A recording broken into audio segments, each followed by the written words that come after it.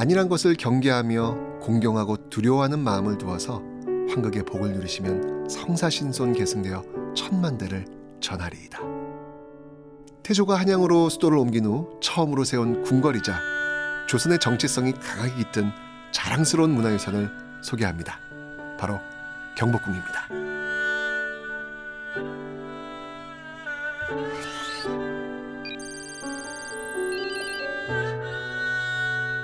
경복궁 중건의 가장 큰 역할을 한 사람은 조선의 개국공신 정도전입니다.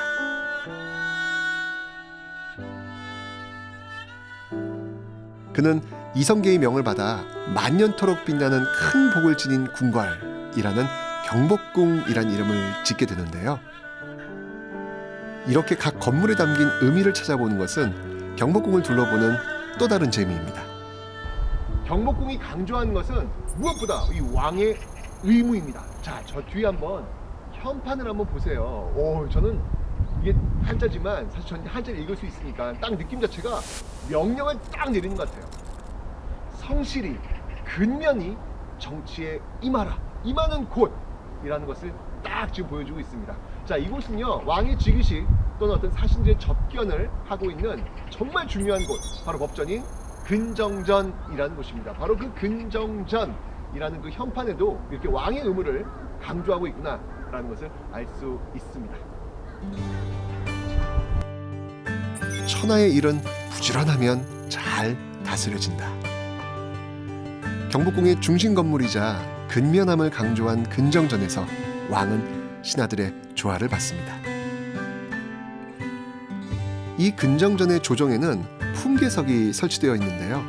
여기서 신하들은 각자의 위치에서 국가의 주요 행사를 치렀다고 합니다.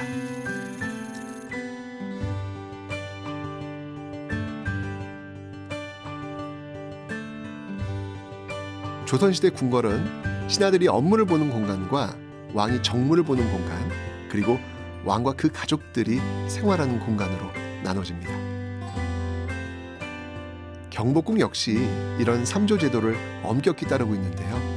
궁궐 내 가장 깊숙한 안치에 해당하는 교태전은 왕비가 거처하면서 궁안의 살림을 총 지휘하던 곳입니다. 특히 다른 건물에 비해 밝은 색조에 아기자기한 구조를 갖추고 있는데 거의 갇혀 지내다시피 한 왕비에게 정서적 안정감을 주기 위한 배려가 느껴지네요.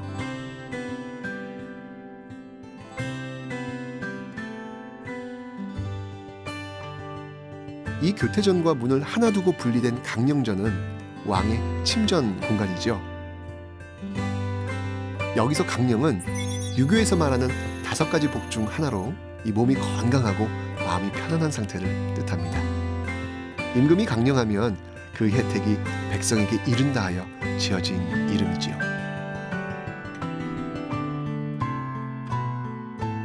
강령전의 외형적 특징으론 지붕 위에 굳이 용마루를 얹지 않았다는 점입니다. 이미 왕은 용을 상징하고 있기 때문이었습니다.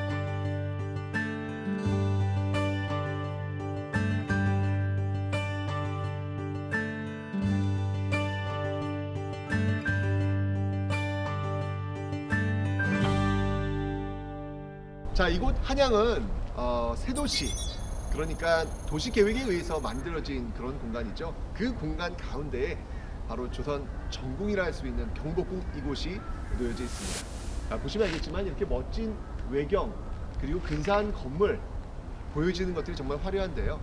이런 보여지는 것뿐만 아니라 그 안에 새겨진 조선 정치의 정신도 놓치지 않았으면 좋겠습니다. 왕이 무엇을 해야 되는지 끊임없이 이야기해주고 있는 공간이 바로 이 경복궁이거든요. 무엇보다도 조선 최대의 성군이라 할 수 있는 세종의 흔적을 또 여기저기서 만나볼 수 있습니다. 어쨌건 이곳 경복궁에 오시면요, 멋진 외경뿐만 아니라 조선 정치의 핵심이라 할 수 있는 두 글자, 바로 애민, 이 두 글자를 꼭 만나보시기 바랍니다.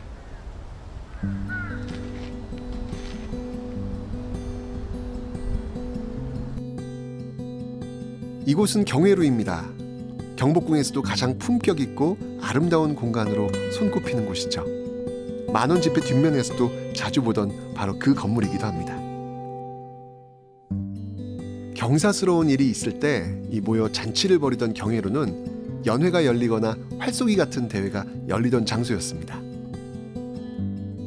그리고 임금과 신하가 덕으로 만난다라는 뜻처럼 중요한 회동 장소였죠.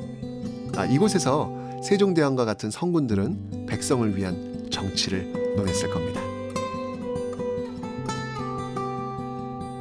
그럼 조선시대 이 워커홀릭의 대명사 세종이 가장 자주 찾았던 경복궁의 공간은 어디였을까요? 근정전 근처 이 높직한 기단 위에 세워진 건물이 하나 있는데요. 바로 수정전입니다. 학문 연구기관인 집현전으로 사용했던 곳이죠.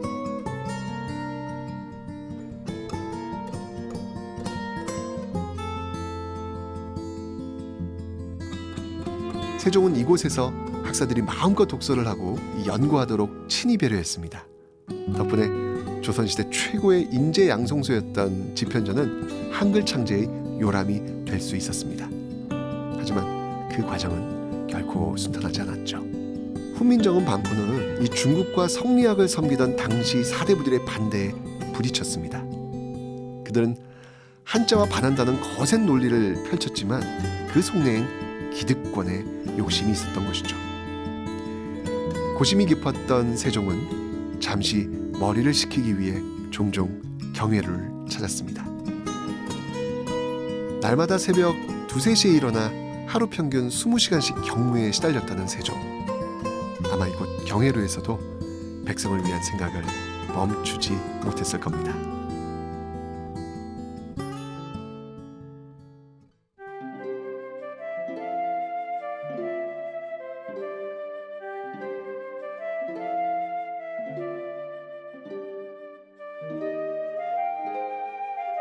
경복궁의 곳곳에는 왕의 의무가 새겨져 있는데요. 경복궁의 세 문 중 하나인 홍리문에도 예를 널리 편다는 현판이 달려 있습니다. 세종은 이런 경복궁을 누구보다 사랑한 왕이었죠.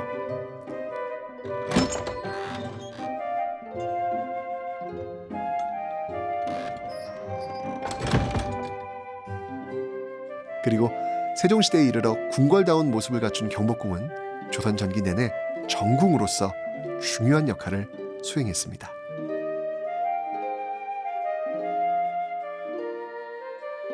유교 이념을 반영하여 이전 왕조들의 궁궐에 비해 화려한 장식 없이 비교적 수수하고 검소한 형태의 경복궁. 조선시대 성군들은 이곳에서 부지런하게 생각하고 공부하여 백성을 위하는 애민정신을 다짐했습니다. 위대한 지도자이자 학자였던 세종대왕의 업적이 남아있는 이곳에서 조선의 중요한 정체성을 함께 확인하시길 바랍니다.